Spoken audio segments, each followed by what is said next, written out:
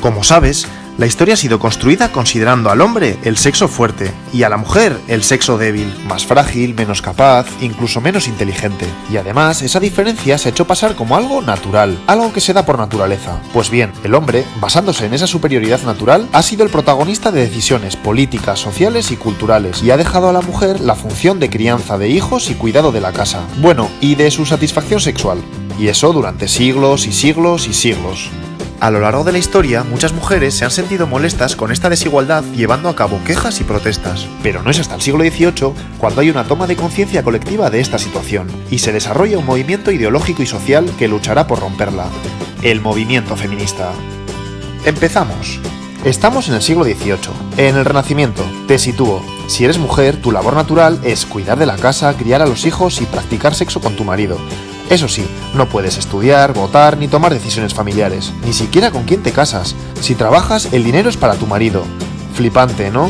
Bueno, entonces surge la Ilustración, principalmente en Francia, un movimiento intelectual que defiende la igualdad social de las personas. Todos somos iguales independientemente de la clase social. Como recordarás, esto lleva a la Revolución Francesa, que trae consigo la Declaración de los Derechos del Hombre y del Ciudadano. Pero, ¡tachán! En esa declaración hablan exclusivamente de los derechos del hombre sin incluir a la mujer. Las mujeres no entienden cómo habiendo un cambio político hacia la igualdad universal, ellas, la mitad de la población, son excluidas. Y entonces aparecen dos mujeres fundamentales dando lugar a la llamada primera ola del feminismo. Ya verás. Por un lado, Olympe de Gouges. Ella coge el texto y lo replica. Escribe la Declaración de los Derechos de la Mujer y de la Ciudadana y reivindica todos los derechos civiles para la mujer. Es uno de los primeros documentos que propugna la igualdad jurídica y legal de las mujeres. Por otro lado, Mary Wollstonecraft y su Vindicación de los Derechos de la Mujer, considerado el texto que funda el feminismo. Fíjate lo que dice. La diferencia entre los géneros, hombre y mujer, no es algo natural, como se venía pensando, sino algo cultural, algo que se produce a través de la educación. Por tanto, aboga por una educación igualitaria. Muchas mujeres comienzan a cuestionar la necesidad de quedarse en casa por obligación. Por cierto, la hija de Wollstonecraft fue Mary Shelley, autora de Frankenstein. Curioso, ¿eh?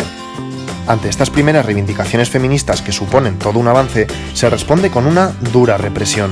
Olympe de Gouges, por ejemplo, es guillotinada, muchas mujeres encarceladas, no se permite que se reúnan más de 5 mujeres en la calle.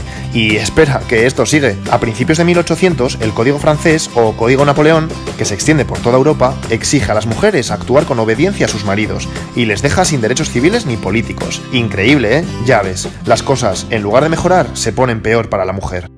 Eso sí, a pesar de esta derrota, las cosas nunca volverán a ser lo mismo. Espera que te sigo contando porque llega la segunda ola del feminismo, el sufragismo. Y esta ola ya no es un movimiento solo intelectual, pasa a ser un movimiento de acción social. Ya verás. El movimiento sufragista surge en los dos países anglosajones, y luego estos van influyendo en el resto de países. Vamos por partes. En Estados Unidos, las mujeres han luchado por la independencia de su país. Ahora, se agrupan por la defensa de los derechos de los esclavos. Bueno, pues 4 mujeres viajan a Londres, al Congreso Antiesclavista. Pero no te lo pierdas, no les dejan participar por el hecho de ser mujeres. Al final, les dejan hacerlo tras una cortina. Indignadas, toman conciencia de su desigualdad como mujeres y, de vuelta al país, 2 de ellas, Lucrecia Mott y Elizabeth Cady Stanton, comienzan su lucha, ahora ya, a favor de los derechos de las mujeres. En 1848, en Seneca Falls, frente a unas 300 personas, exponen la Declaración de Sentimientos. Reivindican recuperar todos los derechos civiles, como la igualdad de educación. Y, como sabes, el voto. Hacen especial hincapié en esto último porque piensan que una vez pudiendo votar, los demás derechos vendrán solos. Es el inicio del sufragismo norteamericano. Las mujeres comienzan a defender sus derechos en masa, con manifestaciones, panfletos, pero no te creas que fue algo sencillo, porque durante años y años son humilladas y pisoteadas. En Inglaterra lo mismo, pero aquí se cansan antes, y tras casi medio siglo de lucha moderada, pasan a la acción, y encima lo hacen fuertemente, a través de huelgas de hambre, encadenamientos, sabotajes a líderes políticos, incluso bombas e incendios. ¿Sabías que se les debe a ellas la invención de estos métodos de lucha? Vaya. Y primera victoria. Poco a poco, a partir del final de la Primera Guerra Mundial, las mujeres empiezan a obtener el voto por diferentes países del mundo. En Inglaterra lo consiguen en 1918, eso sí, solo para mayores de 30. En Estados Unidos, en 1920, aunque solo para las mujeres blancas, y 80 años después de Seneca Falls. Y así le seguirán otros países. Pero espera un momento. El movimiento sufragista es principalmente un movimiento de burguesas blancas. ¿Y el resto de mujeres? Bueno, pues empiezan a aparecer mujeres feministas con otras realidades, como Sojourner Truth, una esclava negra que habla por primera vez de la doble exclusión, por negra y por mujer.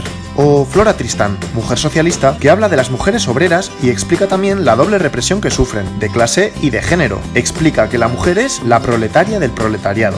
Y es que precisamente ella puede considerarse la precursora del llamado feminismo socialista. Te cuento, el feminismo socialista cree que para que la mujer se libere debe cambiar el sistema capitalista establecido. Esto es complejo, pero me interesa que sepas que empiezan a distinguirse dos ramas dentro del feminismo. Una que busca la igualdad de derechos y otra que pretende cambiar todo el sistema establecido. Luego lo verás más claro. Bueno, pues ahora llega un periodo donde el movimiento feminista se paraliza.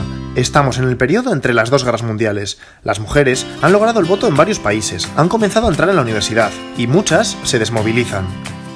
Justo entonces aparece alguien clave en el feminismo, Simone de Beauvoir, en Francia. En 1949 escribe El segundo sexo y vuelve a remover conciencias. Este es una pasada de libro, ya que es el estudio más completo sobre la condición de la mujer. Con su famosa frase, no se nace mujer, se llega a serlo, nos dice que no es cierto que a las mujeres se las defina por su sexo biológico, sino por una serie de roles asociados al mismo que tendrán que cumplir para ser consideradas precisamente mujeres. Y más cosas.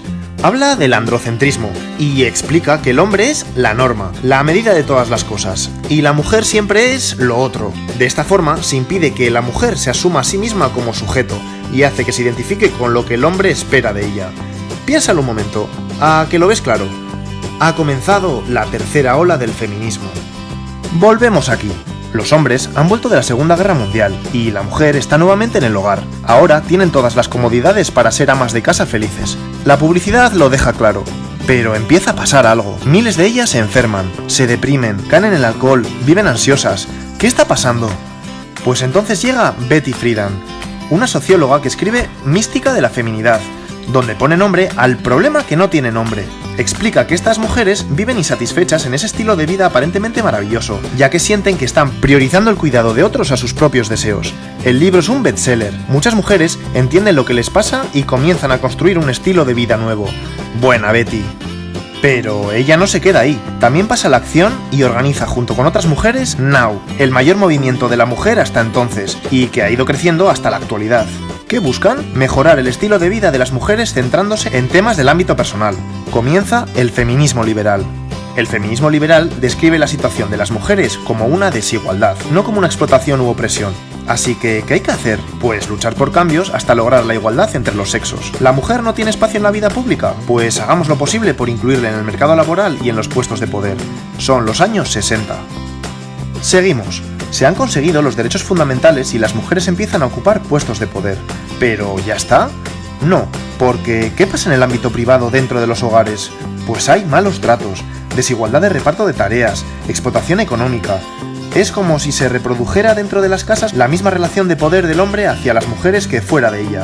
Cada vez hay más conciencia de esto, y surge una nueva corriente feminista que quiere cambiar esta situación. El feminismo radical. Pero no te confundas, radical de raíz, porque el problema hay que resolverlo desde ahí. ¿Y cuál es la raíz del problema? El patriarcado, el sistema de dominación del hombre sobre la mujer, que se produce en todos los ámbitos: familiar, política, económica, social, científica.